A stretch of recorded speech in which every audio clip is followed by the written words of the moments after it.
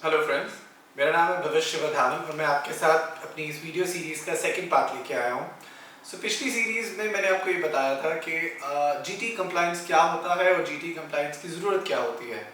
और टिपिकली ये वीडियो उन लोगों के लिए है जो मास्टर्स पढ़ने ऑस्ट्रेलिया जाना चाहते हैं और जिनको उनके कंसल्टेंट्स ने या वेल विशर्स ने या फ्रेंड्स एंड फैमिली ने बोला है कि आपको वीज़ा नहीं मिलेगा क्योंकि आपकी ऑलरेडी एज निकल चुकी है और अब आपको इमिग्रेशन अथॉरिटी पीआर का वीज़ा दे देगी लेकिन स्टूडेंट वीज़ा नहीं देगी।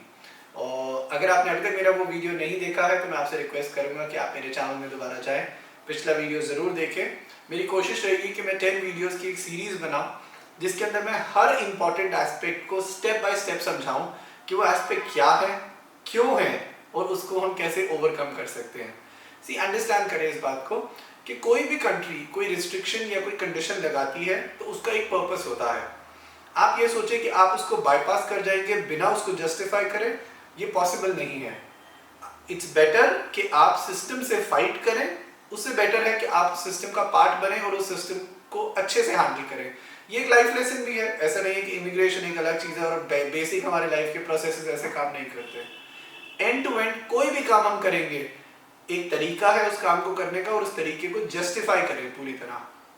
मैंने पिछले वीडियो में आपने ये भी आपको बताया था कि मैंने कितना पेपर वर्क किया था अपने एप्लीकेशन को थ्रू करने के लिए, जो कि मुझे मेरे कंसल्टेंट्स ने मना कर दी थी कि आप इस एप्लीकेशन को नहीं कर पाएंगे। पेपर वर्क मोर और लेस सेम रहता है। जस्ट दैट जब आपको आप बैचलर्स के लिए अप्लाई करते हैं तो आपके पास बहुत ज़्यादा चीज़ें नहीं है। आप अपनी 10th-12th की मार्कशीट, अपनी बैंक स्टेटमेंट्स, अपने फादर की, अपने गार्डियन की, अपनी मदर की, किसी की अपनी एफडीज दिखाएंगे अकाउंट के अंदर, जो बेसिक सारी रिक्वायरमेंट्स होती हैं वीज़ा अप्लाई करने के लिए। लेकिन जब आपकी एज एक सर्टेन पैरामीटर क्रॉस कर जाती है तो आपके पास ईयर्स ऑफ एक्सपीरियंस भी होता है। जैसे कि मैं अपना एग्जांपल देता हूँ। मैंने 2005 से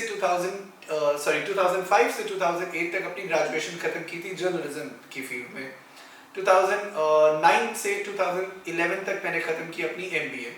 उसके बीच में मेरा वर्क एक्सपीरियंस था। उसके बाद 2011 से लेकर 2019 दिसंबर तक मैंने अपनी टेक्नोलॉजी स्पेस में अपना काम किया, कंपनीज के साथ काम किया, जॉब्स की।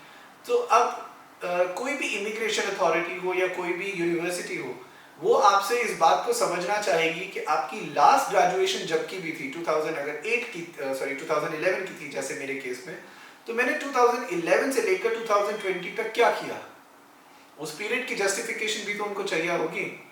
ऐसा तो वो एक्सपेक्ट नहीं करते कि 2011 में आपने पढ़ाई की थी उसके बाद आपने कुछ भी नहीं किया और सीधा आप 2020 में दोबारा पढ़ना चाहते हैं। 10 साल तो कोई घर पे बैठा नहीं होगा। So you need to justify that. इस जस्टिफिकेशन को आप एक यूनिवर्सिटी को या वीजा ऑफिसर को देते हो in the form of statement of purpose. Statement of purpose एक 3 पेज का, अप्रोक्सीमेटली 3 पेज का डॉक्यूमेंट होता है, 1000 से 1500 पेज का, जिसके अंदर आप यूनिवर्सिटी को ये बताते हैं कि मैं कौन हूँ, मेरे घर में कौन कौन रहता है, मैंने उनकी एजुकेशन क्या क्या है, मैंने अपनी एजुकेशन कहाँ से ली थी, कौन सी यूनिवर्सिटीज और कॉलेजेस से ली थी, कौन से साल में ली थी, उसके बाद मैंने क्या काम किया। उस काम को करने के बाद वो आपसे ये भी जानना चाहते हैं उस डॉक्यूमेंट के अंदर कि आप ऑस्ट्रेलिया के बारे में क्या जानते हैं, क्या आपने अपनी रिसर्च कंप्लीट की है। तीसरी चीज़ वो आपसे चौथी चीज़ वो आपसे जानना चाहते हैं कि आपने ये ग्रेजुएशन करने के लिए या सॉरी अपनी मास्टर्स करने के लिए ऑस्ट्रेलिया को क्यों चुना। आप किसी और कंट्री भी जा सकते थे। देन आपको उसमें ये भी बताना होता है कि आप अपनी कंट्री में क्यों नहीं पढ़ना चाहते। यहाँ मैं एक वर्ड ऑफ कॉशन दे देता हूँ। वो आपसे ये नहीं एक्सपेक्ट कर रहे कि आप अपनी कंट्री के बारे में कुछ भी लिख दो कि यहाँ ये नहीं है, इंफ्रास्ट्रक्चर नहीं है। आप सेंसिबली अच्छे वर्ड्स में अपनी कंट्री की भी बेइज्जती ना करें और अपना रीज़न बताएं कि आप इस एजुकेशन को बाहर क्यों एक्वायर करना चाहते हो। कोई रीजनिंग, कोई पर्पस, कुछ भी हो सकता है। उसके ऊपर एक डिटेल पूरा वीडियो बन जाएगा। अगर आपको उसकी रिक्वायरमेंट हो तो प्लीज़ मुझे कमेंट्स में लिखें।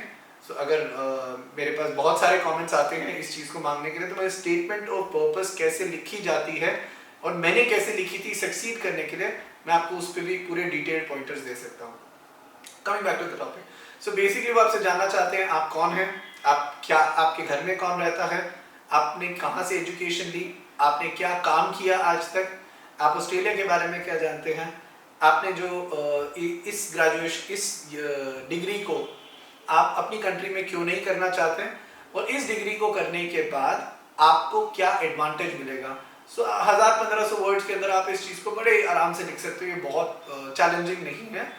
जस्ट दैट ऑनेस्टली लिखो, और ऐसे लिखो कि जब आपकी वो डॉक्यूमेंट कोई आप खुद पढ़ो या आपका कोई फैमिली मेंबर पढ़े तो वो उसको जस्टिफाइड मान पाए कि हाँ ये जो लिखा है ये सेंस बना रहा है। मेरे केस में जैसे मुझे एक बहुत बड़ा चैलेंज आया था, आई फील बहुत सारे मेरे फ्रेंड्स को या ऑडियंस को भी ये इश्यूज आएंगे कि मेरी जो एकेडमिक फील्ड थी और जो मैं मास्टर्स पढ़ना चाहता हूँ ये दोनों अलग फील्ड्स हैं। सो जैसे मेरे केस में मेरी ग्रेजुएशन थी जर्नलिज्म एंड मास कम्युनिकेशन की, मैंने अपनी मास्टर्स कर ली already MBA marketing and finance में। अब उसके बाद मैं 2020 में जूरिस डॉक्टर प्रोग्राम क्यों पढ़ना चाहता हूँ। जूरिस डॉक्टर जिन लोगों को नहीं पता, कॉमन इंग्लिश लॉ कंट्रीज जो हैं जैसे कि US हो गया, UK हो गया, कनाडा हो गया, इसके अंदर जो आप लॉ है वो बैचलर्स पे डायरेक्टली नहीं पढ़ सकते। दे एक्सपेक्ट यू कि आपके पास ऑलरेडी एक बैचलर्स किसी एक्स फील्ड की होनी चाहिए और आप दूसरी फील्ड की ग्रेजुएट मास्टर्स की डिग्री अपनी लेंगे। सो मास्टर्स से बेसिकली आप लॉ पढ़ सकते हैं, बैचलर से नहीं। ऑस्ट्रेलिया में दोनों प्रोविजंस हैं, आप बैचलर्स अपनी लॉ बैचलर स्टेज में भी पढ़ सकते हैं और लॉ मास्टर्स स्टेज में भी पढ़ सकते हैं, जैसे इंडिया में है। सो इंडिया में हम बैचलर अगर तो 12th के बाद सीधा एकेडमिक्स करते हैं तो हम BA LLB पढ़ते हैं। अगर हम ऑलरेडी हमारे पास बैचलर्स किसी फील्ड में है तो हम सीधा LLB कर सकते हैं। सो मेरे केस के अंदर मेरे पास ऑलरेडी बैचलर्स है, मास्टर्स है, और अब मैं एक सेकेंड मास्टर्स लेना चाहता हूँ which is in the form of juris doctor. जिस डिग्री के बाद मैं वर्ल्ड ओवर इंडिया में या कहीं भी एक एग्जाम क्लियर करके लॉ प्रैक्टिस कर सकता हूँ। अब बात करते हैं डॉक्यूमेंटेशन की, जो मैंने क्या डॉक्यूमेंट्स लगाए और कितने डॉक्यूमेंट्स थे। तो ये मैंने एक स्टैक पकड़ रखा है, ये पूरा स्टैक है डॉक्यूमेंट्स का जो मैंने अप्लाई किया है, from Aadhaar card to PAN card to company documents.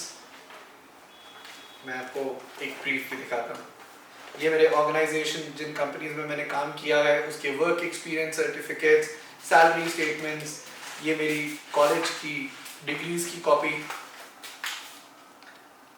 जो मेरी डिग्री है, और मल्टीपल। सो करीबन ये स्टैक है पूरा जो मैंने डॉक्यूमेंट्स अपने वीज़ा के लिए लगाए हैं। काफ़ी बड़ा वो है स्टैक। सो इन डॉक्यूमेंट्स को देख के आपको डरने की ज़रूरत नहीं है। जैसे जैसे आप अपने पेपर वर्क कंप्लीट करते जाएंगे, so basically simple paper work आप रख सकते हैं। आपके आज तक के जितने पासपोर्ट्स हैं उसके हर पेज की कॉपी होगी। आपके वर्क एक्सपीरियंस में आपने जिस कंपनी में काम किया है उसका आपका एक्सेप्टेंस लेटर, उसका आपका जॉब का ऑफर लेटर, रिलीविंग लेटर, कोई प्रमोशन के लेटर्स हों, पे स्लिप्स हों। अगर आप अपना बिजनेस करते हैं तो उसके अलग सेट ऑफ डॉक्यूमेंट्स हैं। मैं आपको ये डिटेल में थर्ड पार्ट ऑफ वीडियो में बताऊंगा कि आपको किस किस चीज़ के लिए कितने कितने कौन से डॉक्यूमेंट्स इकट्ठे करने हैं, और वो सारे डॉक्यूमेंट्स आपको अपनी 2 बार अप्लाई करने हैं डिजिटल फॉर्म में। एक बार आप अपनी यूनिवर्सिटी में वो डॉक्यूमेंट्स अप्लाई करेंगे, दूसरी बार वही सेम सेट ऑफ डॉक्यूमेंट्स आप अपने वीज़ा में अप्लाई करेंगे। लेकिन स्टेटमेंट ऑफ पर्पस में आप थोड़ा सा चेंज करेंगे जब आप यूनिवर्सिटी के लिए अप्लाई कर रहे हैं और जब अपनी वीज़ा के लिए अप्लाई कर रहे हैं। सो बेसिकली वही सेम डॉक्यूमेंट्स एक बार यूनिवर्सिटी में जाएंगे, वही सारे डॉक्यूमेंट्स एक आपकी नई स्टेटमेंट ऑफ पर्पस जो आपने वीज़ा ऑफिसर के लिए लिखी है वो अटैच होगी और उसके साथ जाएगा। अमूमन ये पूरा प्रोसेस 2 हफ्ते लेता है। 15 दिन के अंदर अंदर आपको अपना वीज़ा कार्ड आ जाता है। यूनिवर्सिटी 1 हफ्ता से 2 हफ्ता यूनिवर्सिटी भी ले लेती है COE देने में, डिपेंड्स ऑन कितनी एप्लीकेशन यूनिवर्सिटी के पास आ रही है। अगर आपको मेरा ये वीडियो पसंद आया होगा तो प्लीज़ मेरे वीडियो को लाइक करें और मेरे चैनल को सब्सक्राइब करें अगर आप और इसी तरह के इन्फॉर्मेटिव वीडियोस देखना चाहते हैं। थर्ड पार्ट में अब हम डिस्कस करेंगे कि हमें पेपर वर्क क्या क्या कंप्लीट करना है। फिर उसके बाद मैं आपको बहुत सारे और प्रोसीजर्स एंड हिकअप्स जो मुझे इस जर्नी में आए थे, जो मैंने ओवरकम किए, मैं आपको उसको गाइड करूँगा। Thank you so much. Please keep sharing your love. Please press the like button. Thank you.